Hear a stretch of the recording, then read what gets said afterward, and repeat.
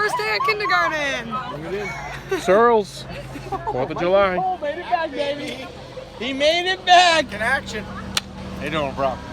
Long time no see. Mike, look at this goddamn thing. Change? I just put on jeans and a different t-shirt. I let the dogs out. I don't know what his plan is right now. Wow, look at this thing. What's his plan? Back in right there. Nope. He's got to. He wants a better spot. He's gonna go right in front.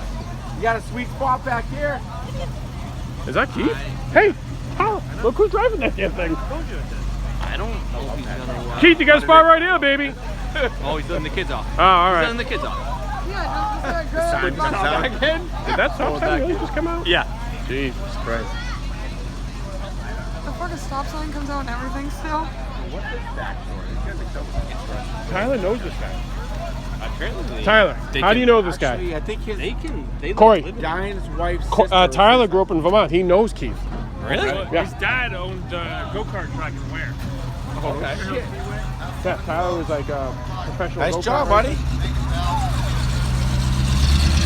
Professional go-kart racing. Someone said they like are living.